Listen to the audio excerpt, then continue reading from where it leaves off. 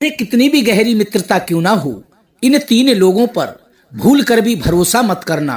जय श्री कृष्णा। प्रिय दर्शक बंधु, एक बार पुनः स्वागत है आप सभी मित्रों का आपके अपने चैनल दर्पण ज्ञान गागर यूट्यूब चैनल में।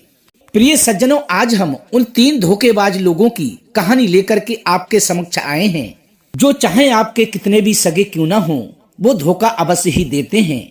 कहानी शुरू करने से पहले प्रिय सज्जनों, आप सभी दर्शक बंधुओं से मेरा विनम्र निवेदन है, यदि आपने अभी तक हमारे चैनल को सब्सक्राइब नहीं किया है तो प्लीज चैनल को अभी सब्सक्राइब कर लें, वीडियो को एक लाइक कर दें, हो सके तो अपने सगे संबंधियों और मित्रों तक वीडियो को शेयर अवश्य करें। तो बने रहें बिना स्किप किए हमारी वीडियो की समाप्ति तक। प्रिय सज्जनों, प्राचीन समय की बात है। किसी जंगल में कुटिया बनाकर एक संत जी रहते थे। वो संत जी द्वार द्वार जाकर भिक्षा मांगकर अपना गुजारा किया करते थे। एक दिन वो संत जी अपने मन में धन पाने की इच्छा लेकर राज दरबार की ओर चल पड़े। एक रस्सी और एक बड़ा सा लोटा अपने साथ में रख लिया। जब वे जंगल के रास्ते से गुजर रहे थे तो धूप अधिक होने के कारण उन्हें बहुत तेज प्यास लगने लगी। तभी वे इधर उधर घूमकर उस जंगल में जल का स्रोत खोजने लगे तो उन्हें एक कुआं नजर आया। उस कुएं को देखकर थोड़ी उन्हें शांति प्राप्त हुई और अपने मन में सोचने लगे, अब तो कुआं मिल ही गया है। तो उन्होंने जल्दी से अपने थैले में से एक रस्सी निकालकर उस लोटे में बांध ली जो कि साथ लेकर गए थे, और जैसे ही पानी निकालने को उस कुएं में डाली तो उस कुएं में शेर, बंदर, सांप और एक आदमी पड़ा था। ऊपर से मनुष्य को झांकता हुआ देखकर वो शेर कहने लगा कि हे भाई, तुम कौन हो? तुम बहुत ही अच्छे समय पर आए हो। अब कृपा करके तुम मुझे इस कुएं से बाहर निकाल लो। कई दिनों से मैं इस कुएं में पड़ा हूँ, मुझे इस कुएं से निकालकर मुझ पर थोड़ी कृपा कर दो। प्रिय सज्जनों, शेर के मुख से ये बात सुनने के बाद वो संत जी कहने लगे कि हे शेर, तुम क्या मुझे मूर्ख समझते हो जो तुम्हारे इस प्रकार कहने से मैं तुम्हें कुएं से बाहर निकाल लूंगा? यदि मैंने तुम्हें इस कुएं से बाहर निकाला तो तुम बाहर निकलते ही मुझे खा जाओगे।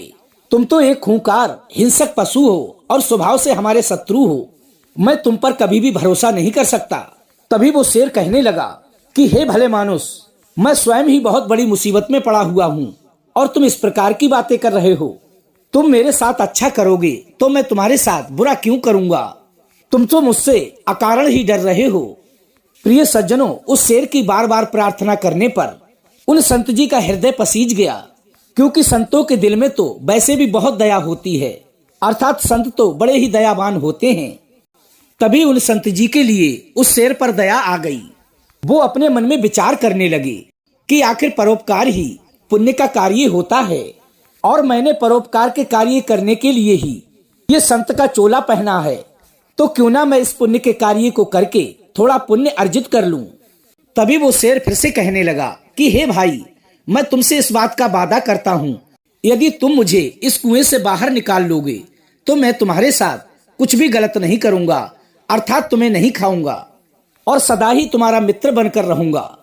काफी सोच विचार करने के बाद उन संत जी ने वो रस्सी अंदर डाल दी जो कि साथ लेकर गए थे, और उस शेर को कुएं से बाहर निकाल लिया। शेर ने कुएं से बाहर निकलने के बाद उन संत जी के लिए बहुत बहुत धन्यवाद दिया, उनका आभार प्रकट किया और कहने लगा कि हे मित्र, मैं तुम्हारा ये एहसान जीवन भर नहीं भूलूंगा। जंगल के उस पार एक पहाड़ है, उसमें मेरी गुफा है, मैं वहीं पर रहता हूँ।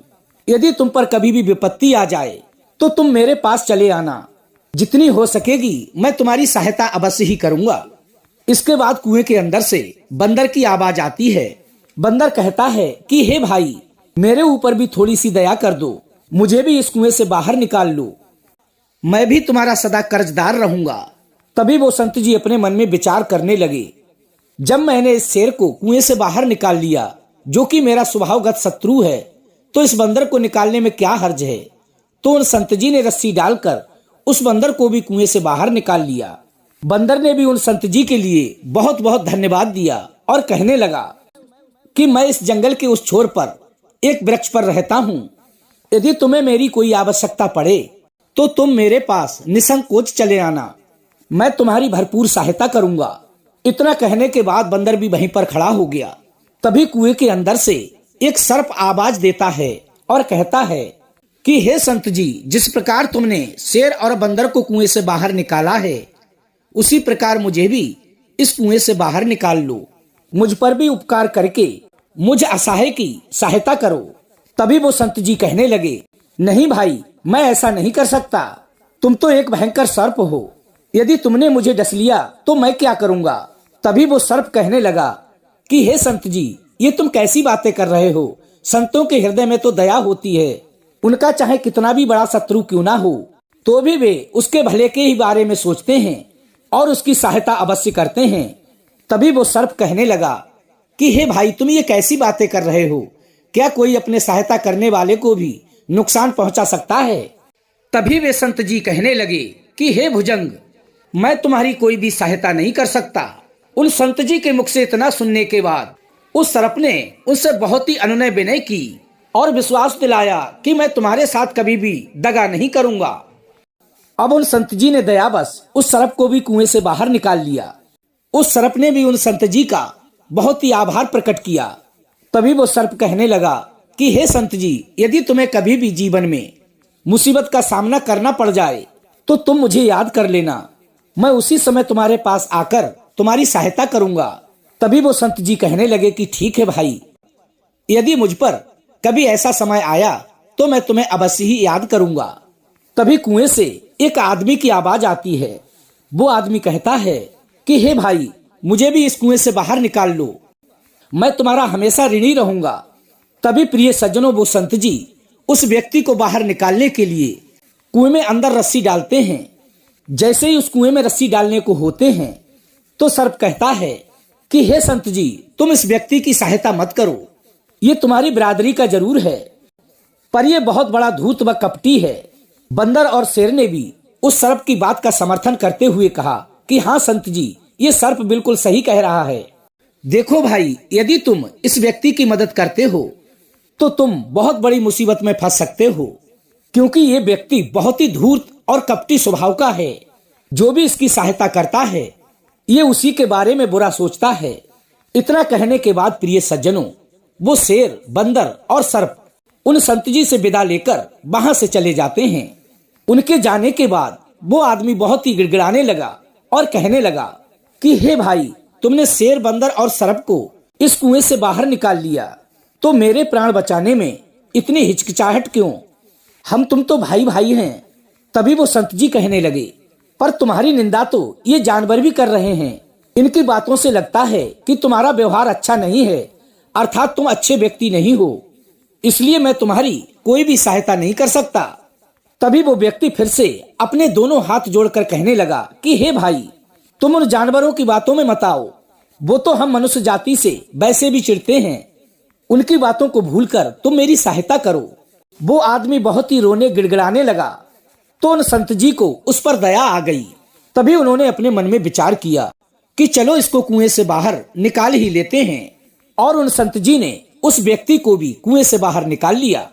उस व्यक्ति ने भी अपने दोनों हाथ जोड़कर उन संत जी के लिए बहुत बहुत धन्यवाद दिया और उनके चरण स्पर्श किए और कहने लगा कि हे संत जी, तुमने मेरी जान बचाकर मुझ पर जो उपकार किया है, उसे एक जन्म तो क्या, मैं 7 जन्मों तक भुला नहीं सकता। तभी वो संत जी कहते हैं कि हे भाई, इसमें एहसान वाली क्या बात है। वो मनुष्य ही क्या जो मनुष्य के काम ना आए। लेकिन तुम मुझको ये बताओ, तुम कौन हो और इस कुएं में कैसे गिर गए। तभी वो व्यक्ति उन संत जी के लिए अपना परिचय देता है और कहने लगा कि हे भाई, मैं एक गरीब सुनार हूँ, पास के ही रतनपुर गांव में रहता हूँ। कभी भी मेरे लायक यदि कोई सेवा हो तो मुझे अवश्य बताना। इतना कहने के बाद वो वहां से चला गया। उस व्यक्ति के जाने के बाद उन संत जी ने अपनी झोली से लोटा निकालकर कुएं से पानी भरकर अपनी प्यास बुझाई और अपनी राह पर चल पड़े। फिर काफी देर तक चलने के बाद वे एक नगर में पहुंच गए, लेकिन उनके पास खाने को कुछ भी नहीं था। तो वे द्वार द्वार जाकर भिक्षा मांगने लगे। वे उस नगर में पूरे दिन घूमे, लेकिन किसी ने भी उनको कुछ नहीं दिया। तभी वो अपने मन में विचार करने लगे, ये कैसा नगर है, यहाँ तो किसी के दिल में दया ही नहीं है। उन्होंने इधर उधर भागकर बहुत ही भिक्षा मांगी, लेकिन शायद उनके नसीब में उस दिन भोजन नहीं था। तभी वो संत जी अपने मन में विचार करने लगे कि क्या मैं इतने नीचे गिर गया क्या मुझसे परमात्मा इस प्रकार रुष्ट हैं, क्योंकि द्वार द्वार घूमने के बाद भी मुझे किसी ने कुछ भी नहीं दिया और आज मुझे भूखे पेट ही सोना पड़ेगा? क्या यही मेरी भक्ति का फल है?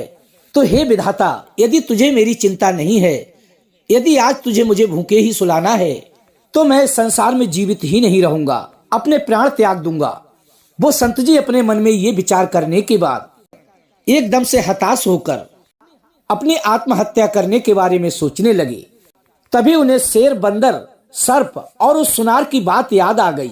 उसने अपने मन में विचार किया कि क्यों ना एक बार इन चारों को आजमा लिया जाए, जिनकी मैंने बुरे वक्त में सहायता की है।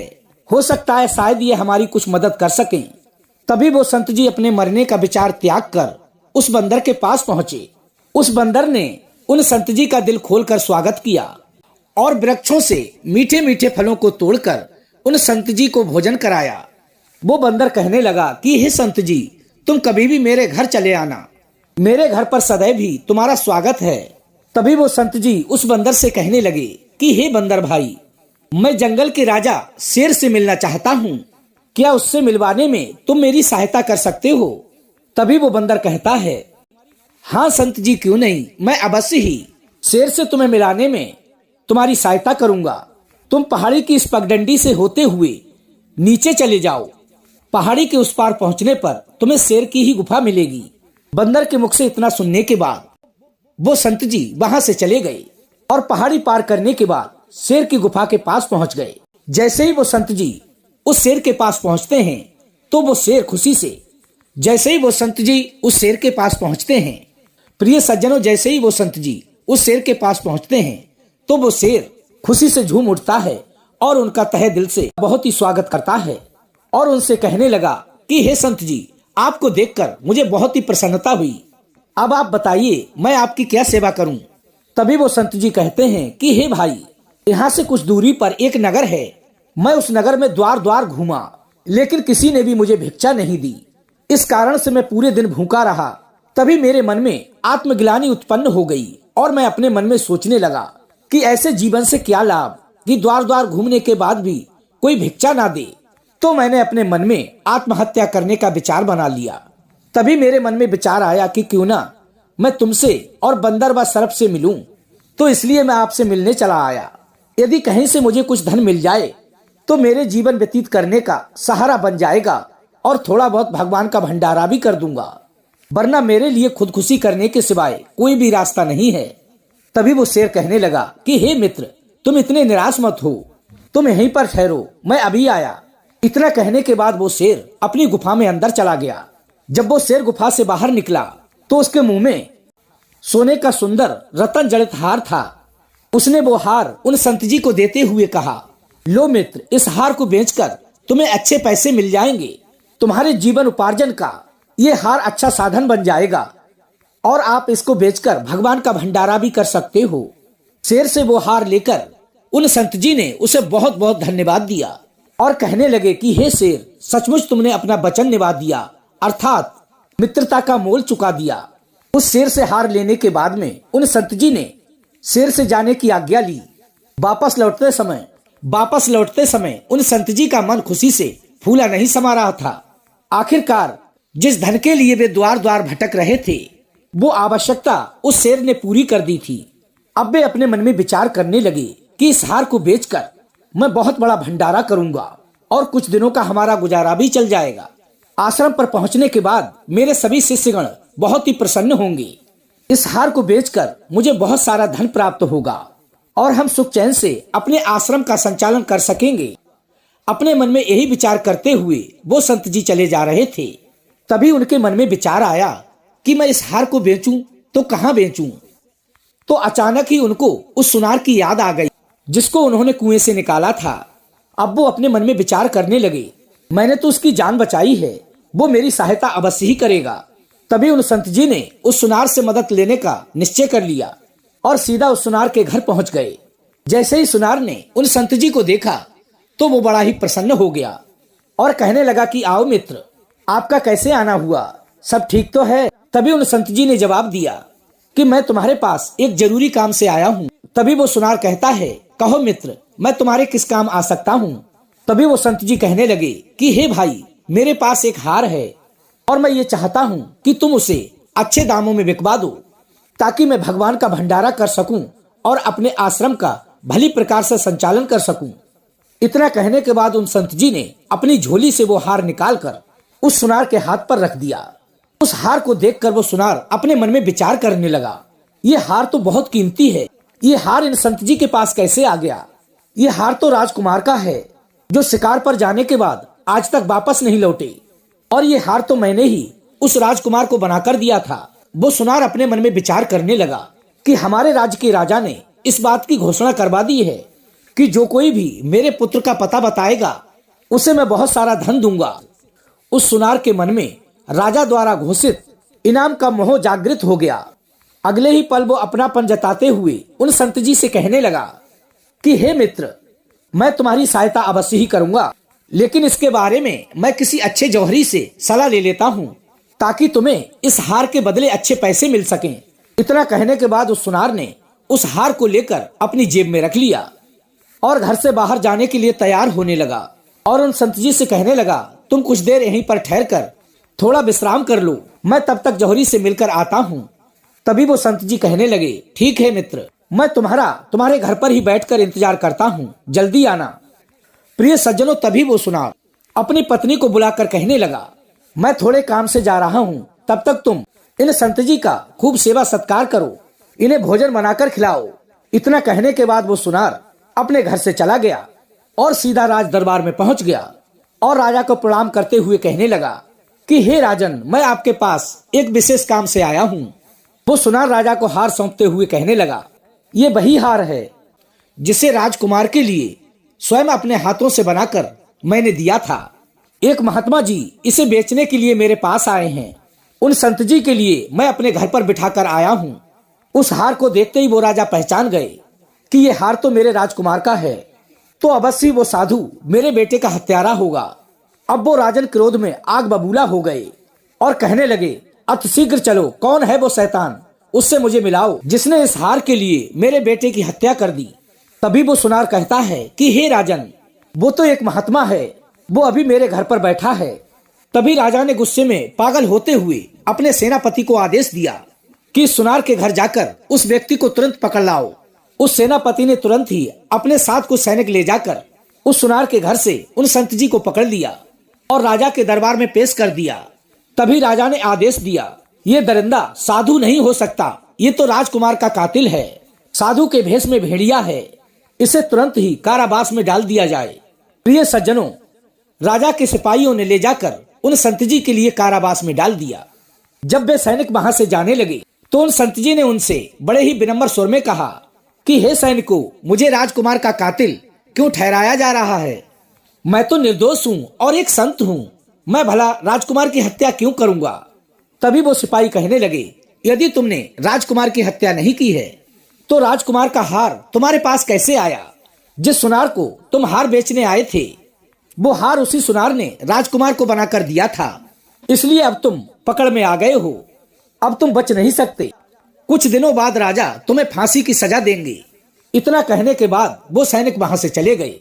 उन सैनिकों के जाने के बाद वो ब्राह्मण अपने मन में विचार करने लगा कि इस सुनार ने तो मुझे बहुत बड़ी विपत्ति में डाल दिया, अब मैं क्या करूं? इस नगर में तो मेरा कोई मददगार भी नहीं है। हे प्रभु, अब तुम मेरी रक्षा करना, क्योंकि जीवन भर मैं आपके आश्रय पर जिया हूँ और अब भी तुम पर भरोसा करके तुम्हारे ही सहारे हूँ। यदि मुझे फांसी हो गई तो मेरे आश्रम में पड़ रहे मेरे शिष्यों का क्या होगा? उनका तो रो रो के बुरा हाल हो जाएगा, क्योंकि मैंने उन्हें अपने बच्चों की तरह ही पाला है। तभी प्रिय सज्जनों, वे संत जी अपने मन में आने वाली विपत्ति को सोचकर बहुत ही दुखी हो रहे थे। तभी अचानक उनको उस सांप की याद आती है। अगले ही पल उन संत जी ने उस सर्प को याद किया। कुछ ही क्षणों पश्चात वो सर्प उनके समक्ष प्रस्तुत हो गया और उनसे कहने लगा कि हे मित्र, तुमने मुझे किस लिए याद किया? क्या विपत्ति है?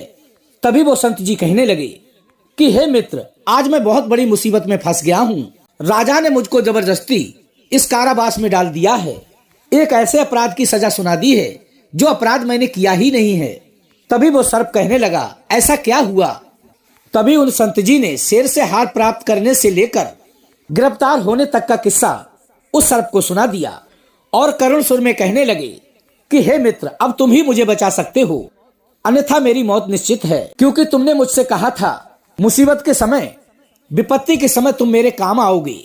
अब तो मेरी जान पर बनाई है, इसलिए मेरे लिए इससे बड़ी मुसीबत क्या हो सकती है। तभी वो सर्प कहता है कि हे मित्र, मैंने तुमसे पहले ही कहा था उस धूर्त कपटी व्यक्ति की सहायता मत करो, ये तुम्हारे लिए कभी भी मुसीबत बन सकता है। लेकिन तुम नहीं माने, क्योंकि कहते हैं जो धन का अत्यंत लालची होता है और पहले का शत्रु हो, अनेक स्त्री पुरुषों में मन लगाने वाला हो, फिर चाहे वो स्त्री हो या पुरुष, और इनसे चाहे कितनी भी गहरी मित्रता क्यों ना हो, ये तीन लोग धोखा अवश्य देते हैं। इसलिए इन पर कभी भी आंखें मूंद कर विश्वास नहीं करना चाहिए। वो सर्प कहने लगा, चलो कोई बात नहीं, यदि तुमने मुझे याद किया है तो मैं तुम्हारी सहायता तो अवश्य करूंगा, क्योंकि मुझे एक उपाय सूझा है। मैं चुपके से महारानी के कमरे में जाकर उन्हें डस लेता हूँ। मैं उनके शरीर में उतना ही जहर उतारूंगा जो कि वे बेहोश हो जाएं। फिर चाहे कोई कितना भी प्रयत्न क्यों ना कर ले, वो होश में नहीं आ सकती।